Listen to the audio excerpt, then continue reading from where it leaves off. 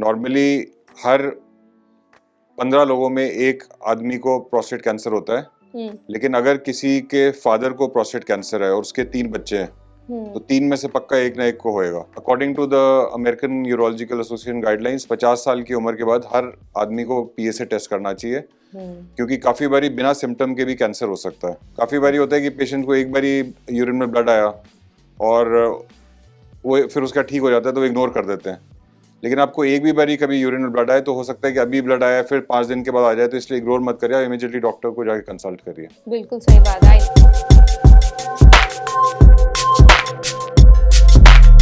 अक्सर हम देखते हैं कि यूटीआई की बहुत बात होती है, तो यूटीआई के बारे में थोड़ा बताइए कि यूटीआई क्या होता है। और एक मैं आर्टिकल पढ़ रही थी जहाँ पे बहुत से कमेंट्स किए हुए थे लोगों ने कि क्या पब्लिक वॉशरूम्स यूज़ करने से यूटीआई होता है क्या, तो और उस पर बहुत सारे ओपिनियंस थे अलग अलग लोगों के अलग अलग तरीके से। तो आप एक्सपर्ट हैं, आपको ज़्यादा पता है, तो आप इसके बारे में थोड़ा बताइए। तो देखिए, यूटीआई का मतलब है यूरिन ट्रैक्ट इन्फेक्शन। ओके। तो उसमें क्या होता है कि पेशेंट्स को यूरिन में जलन हो जाती है, काफ़ी बारी फीवर हो जाता है, और इन्फेक्शन क्यों होती है? बैक्टीरियल इन्फेक्शन होती है, और इसके हमेशा कोई ना कोई कारण होता है। सिर्फ किसी बाथरूम में जाके, वॉशरूम में जाके यूरिन करने से, पब्लिक वॉशरूम में जाके यूरिन करने से इन्फेक्शन नहीं हो सकती। काफ़ी पेशेंट्स को ऑलरेडी कोई प्रोस्टेट की प्रॉब्लम होगी, कोई आप फीमेल्स के अंदर और कोई रीज़न होएगा जिसकी वजह से उनको इन्फेक्शन हो रही हैं। क्योंकि नॉर्मली कितने लोग पब्लिक वॉशरूम में जाके यूरिन करते हैं? ज़्यादातर वही लोग जाते हैं जिनको कोई एबनॉर्मल प्रॉब्लम होती है। ज़्यादातर लोग अपना यूरिन रोक के घर जाके यूरिन करते हैं। तो अगर वो रोकना, लेकिन सर ठीक होता है क्या? हाँ, नहीं, थोड़ा बहुत रोकना ठीक होता है, लेकिन जो लोग ज्यादा रोकेंगे उसमें यूरिन इन्फेक्शन हो सकती है। हो सकता है। बट पब्लिक वॉशरूम में, अगर पब्लिक वॉशरूम साफ है तो इन्फेक्शन होने का कोई रीजन नहीं है। ऐसा नहीं है कि ये यूरिन ट्रैक्ट इन्फेक्शन एक एनवायरमेंटल डिजीज है, एयरबॉर्न डिजीज है कि आप बाथरूम में गए और वहां से यूरिन इन्फेक्शन हो गया, वैसे नहीं होता। ओके सर, जैसे प्रोस्टेट की हम बात करें, अक्सर लोग ये भी बोलते हैं कि अगर आपकी फैमिली हिस्ट्री रही हो तो क्या प्रोस्टेट का उससे कोई कनेक्शन होता है क्या? प्रोस्टेट का फैमिली हिस्ट्री बड़ा स्ट्रॉन्ग है। ओके।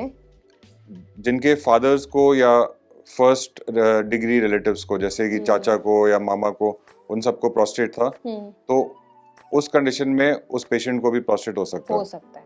ओके। और एक यूएस में स्टडी करी थी कि अगर जैसे नॉर्मली हर 15 लोगों में एक आदमी को प्रोस्टेट कैंसर होता है, लेकिन अगर किसी के फादर को प्रोस्टेट कैंसर है और उसके 3 बच्चे हैं तो 3 में से पक्का एक ना एक को होएगा।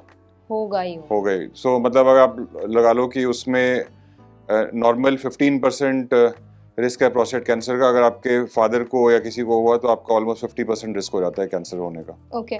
और सर इसके क्या मतलब, अगर कोई एक नॉर्मल मेल है, अगर उनको आइडेंटिफाई करना है कि उनके प्रोस्टेट में कुछ तो प्रॉब्लम है, कभी कभी तो लोग इग्नोर कर देते हैं कि ठीक है, मतलब थोड़ा सा लाइक उसमें यूरिन में कुछ चेंज ही तो है, सीमेन में कुछ चेंज ही तो है, लेकिन जो सीरियस इंडिकेशंस है कि जिन पर ध्यान देना ज़रूरी ही है, उनके बारे में कुछ बताएं कि किन सिग्नल्स को इग्नोर नहीं करना चाहिए अगर प्रोस्टेट की बात करें तो। इस चीज़ के लिए मैं हर पेशेंट को हमेशा ये बोलता हूँ कि यूरिन की कोई भी प्रॉब्लम आप हल्के से मत लो, क्योंकि वो कभी भी कैंसर हो सकती है। क्योंकि जो सिम्टम्स कैंसर के होते हैं वही नॉर्मल के भी होते हैं। कई पेशेंट्स होते हैं उनको डायबिटीज़ होता है और यूरिन बार बार आ रहा होता है, तो वो इग्नोर कर देते हैं कि एक तो डायबिटीज़ से रिलेटेड है प्रॉब्लम, लेकिन वो एक्चुअली डायबिटीज से रिलेटेड नहीं होती। हो सकता है कि वो प्रोस्टेट से होए, और प्रोस्टेट से भी हो सकता है कि कैंसर से रिलेटेड होए। अभी कल ही मैंने एक पेशेंट को देखा, मतलब मैं उनको पिछले 2 साल से फॉलो कर रहा हूँ। पहले मेरे से फॉलो कर रहे थे, उनका एक ब्लड टेस्ट होता है PSA। ओके। तो ये ब्लड टेस्ट प्रोस्टेट कैंसर को इंडिकेट करता है, और according to the American Urological Association guidelines 50 साल की उम्र के बाद हर आदमी को PSA टेस्ट करना चाहिए, क्योंकि काफी बारी बिना सिम्टम के भी कैंसर हो सकता है। ओके। जो मैं आपको बता रहा था, इससे मेरे को ख्याल आया, तो 2 साल पहले मैंने उसको देखा था, तो उनका PSA जो नॉर्मल रेंज होती है वो 4 से कम होती है। तो उनका PSA 2 था। तो उस टाइम हम लोग उनको फॉलो कर रहे थे। बीच में उन्होंने किसी और जगह पे भी दिखाना शुरू किया, उस टाइम उनका PSA 5 हो गया, सो विच इज मोर देन 4। सो उनको तब से यूरिन की प्रॉब्लम चली रही थी, वो इग्नोर कर रहे थे। फिर जब PSA 5 हुआ, उन्होंने एक और डॉक्टर के पास दिखाया, उन्होंने कुछ टेस्ट करे, और उसके बाद उन्होंने बोल दिया कि सब कुछ ठीक है, कोई प्रॉब्लम नहीं है, आप इसको कैरी ऑन कर सकते हो दवाइयाँ लेते हुए। ओके। लेकिन जब वो मेरे पास फिर दिखाने आए तो मैंने देखा PSA 5 था, तो मैंने कहा 5 PSA इज हाई, तो आपकी बायोप्सी करनी चाहिए। और फिर हमने बायोप्सी की तो उसमें प्रोस्टेट कैंसर आया है। सो उन्होंने तो एज रिलेटेड प्रोस्टेट एनलार्जमेंट को और उसकी वजह से यूरिन प्रॉब्लम को इग्नोर कर दिया था कि चलने देंगे, हमारे को सर्जरी नहीं करानी और ये सब। लेकिन इसी चक्कर में वो अभी PSA 5 था तो अभी क्योरेबल है पेशेंट, लेकिन थोड़े टाइम के बाद अगर ये PSA और बढ़ते रहेगा तो कैंसर स्प्रेड कर जाएगा और it can become stage 4 cancer, और उसका क्योरेबल भी नहीं है। बिल्कुल। तो कभी भी ये इंडिकेशंस हैं, अगर आपको यूरिन की प्रॉब्लम हो रही है या कोई यूरिन में ब्लड आ रहा है कभी, तो उसको कभी भी हल्के से मत लो। बिल्कुल। काफ़ी बारी होता है कि पेशेंट को एक बारी यूरिन में ब्लड आया और वो फिर उसका ठीक हो जाता है तो वो इग्नोर कर देते हैं। लेकिन आपको एक भी बारी कभी यूरिन में ब्लड आए तो हो सकता है कि अभी ब्लड आया फिर 5 दिन के बाद आ जाए, तो इसलिए इग्नोर मत करिए, इमीडिएटली डॉक्टर को जाके कंसल्ट करिए। बिल्कुल सही बात है। आई थिंक हमारी ऑडियंस को इस चीज़ पे ध्यान देने की बहुत ज़रूरत है कि अगर आपको यूरिन में कुछ भी अनयूजुअल दिख रहा है तो उस पर ध्यान दें। और डॉक्टर, इससे रिलेटेड एक और सवाल है, जैसे अभी आपने बताया कि वो किसी और यूरोलॉजिस्ट के पास गए, उन्होंने उसको कुछ सजेशन दिए उनको, आपके पेशेंट को, तो सही यूरोलॉजिस्ट का भी जो सिलेक्शन है वो करना कितना ज़रूरी है इस कंडीशन में? कैसे जो पेशेंट है वो कैसे आइडेंटिफाई करे कि हाँ, he is the right person for me? See the thing is कि जो यूरोलॉजिस्ट है या कोई भी डॉक्टर है, उन्होंने सब ट्रेनिंग सब सेम करी है। बिल्कुल।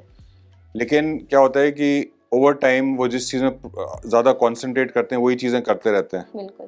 जैसे काफ़ी यूरोलॉजिस्ट हैं वो सिर्फ स्टोन में ज़्यादा कॉन्सेंट्रेट कर रहे हैं, कई यूरोलॉजिस्ट हैं कि किसी और ट्रीटमेंट में कर रहे हैं, या कई मेडिकल डॉक्टर्स हैं जो लोग सिर्फ BP को या शुगर को ही ट्रीट कर रहे हैं। तो आप BP शुगर को ट्रीट करने वाले डॉक्टर से अगर आप अपने प्रोस्टेट के बारे में ओपिनियन लेंगे तो ऑब्वियसली उनके पास लेटेस्ट इन्फॉर्मेशन नहीं होगी, तो वो अपनी तरफ से जो बताएंगे वो बेस्ट ही बताएंगे, बट वो लेटेस्ट नहीं होगा। तो ऐसा नहीं है कि कोई भी डॉक्टर जान के गलत चीज़ बताता है, बट उसको एक चीज़ की अगर नॉलेज ही नहीं है तो फिर वो आपको चीज़ ठीक से नहीं बता सकता। तो आपको जब कोई स्पेसिफिक प्रॉब्लम होती है तो आपको ये सर्च करना चाहिए कि उस स्पेसिफिक प्रॉब्लम के लिए कौन स्पेशलिस्ट है। बिल्कुल। और उसी के पास जाना चाहिए कि क्योंकि उसी के पास सारी लेटेस्ट इन्फॉर्मेशन होगी। हाँ। और फिर वो आपको एग्जैक्टली बता सकता है कि आपको क्या करना है। बिल्कुल। डॉक्टर, इसके साथ ही एक और सवाल मैं आपसे करना चाहूँगी। जैसे हमने बात की कि यूरिन इन्फेक्शंस की हमने बहुत बात की कि अगर यूरिन इन्फेक्शन है तो प्रोस्टेट उसकी वजह से हो सकता है। तो ऐसे में हम बहुत सारी मेडिसिन्स लेते हैं, तो क्या फ्रिक्वेंट मेडिसिन्स लेने की वजह से भी प्रोस्टेट पर कुछ असर पड़ता है, उसकी हेल्थ डिटेरियोरेट होती है? नहीं, UTI की जो मेडिसिन हैं वो तो इन्फेक्शन के लिए देते हैं। ओके। तो इन्फेक्शन ट्रीट हो जाएगी तो उसमें प्रोस्टेट की हेल्थ में कोई प्रॉब्लम नहीं होगी। लेकिन अगर हम ज्यादा मेडिसिन्स लेते हैं, मतलब अगर ज्यादा एंटीबायोटिक्स लेते हैं, ज्यादा मेडिसिन्स लेते हैं, तो उसका कुछ असर पड़ता है क्या प्रोस्टेट? ज्यादा असर पूरी बॉडी में पड़ता है, लिवर में, किडनी में, सब में पड़ता है। तो अननेसेसरी एंटीबायोटिक्स नहीं लेनी चाहिए। ओके। और ज्यादा एंटीबायोटिक लेने से फिर बॉडी में रेजिस्टेंस बन जाती है, तो आप फिर एंटीबायोटिक लोगे तो वो काम नहीं करेगी, तो वो हार्मफुल होती है। हाँ बिल्कुल। तो इसमें होता है कि एक यूरिन रूटीन टेस्ट होता है, यूरिन कल्चर होता है। जी जी। तो काफी लोग यूरिन रूटीन में पस सेल देख के एंटीबायोटिक शुरू कर देते हैं, वो नहीं करनी चाहिए। क्योंकि काफी बारी यूरिन में जो पस सेल आते हैं वो और भी रीजन हो सकते हैं, किसी को स्टोन होएगा या सिर्फ मेंस्ट्रुएशन में भी यूरिन में पस सेल्स आ सकते हैं। ओके। तो यूरिन में pus cell is not indication for infection.